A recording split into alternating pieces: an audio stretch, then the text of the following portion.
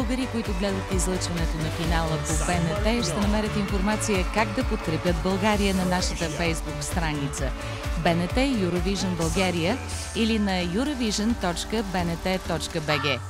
Можете да коментирате песните на живо и във фейсбук страницата БНТ Eurovision България.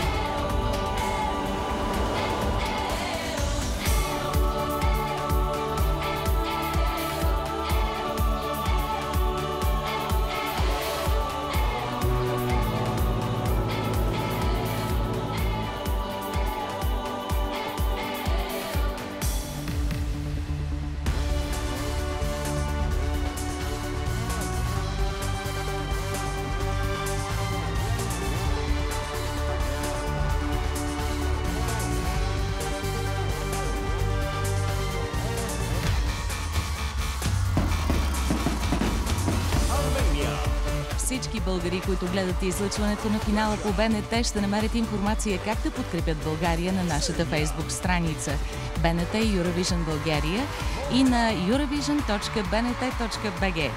Може да коментирате песните на живо във фейсбук страницата БНТ Eurovision България.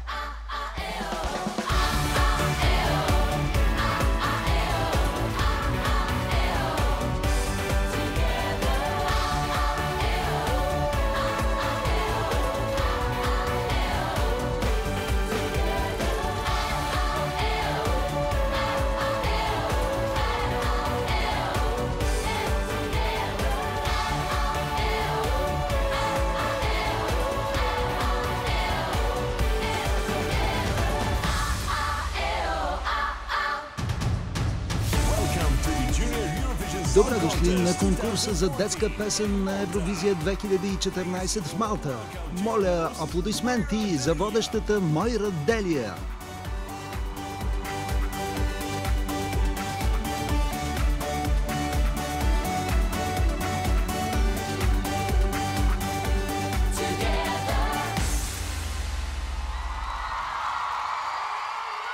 Здравей, Европа! Здравейте всички зрители, които гледат Малта. Имаме честа тази година в Малта за пръв път да бъдем домакини на конкурса за детска песен на Евровизия. Благодарение на нашата изключително талантлива певица, която спечели състезанията миналата година в Украйна, Гая. Благодарим ти, Гая, обичаме те!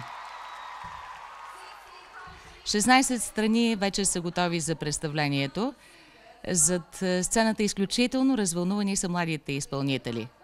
Всички те са автори на песните, които ще представят и ще дадат най-доброто от себе си, за да спечелят гласовете ви. Като начало ще изслушаме заедно всички песни, а малко след това ще отворим телефонните линии, за да приемем гласовете за предпочитаната от вас песен.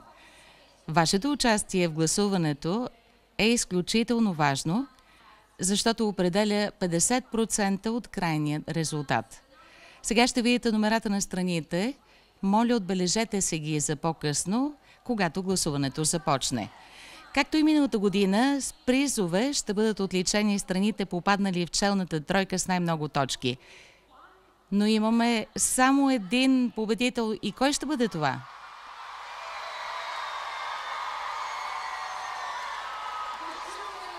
Конкурсът за детска песен на Евровизия става все по-голям и по-добър.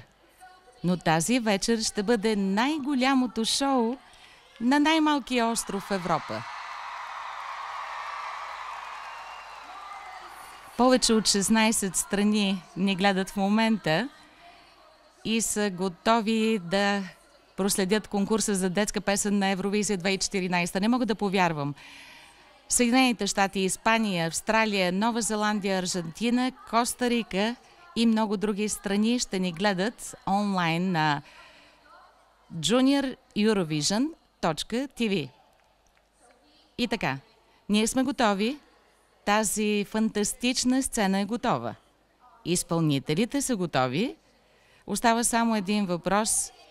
Вие готови ли сте? Първите 4 песни тази вечер са от Беларус. Надежда Мисакова ще изпее Сокол. От България Крисия, Хасан и Ибрахим ще изпеят Планета на децата. От Сан Марино The Peppermints, Разбивайки сърцето ми. И от Хърватия Джози с песента Край на играта. Нека шоуто започне!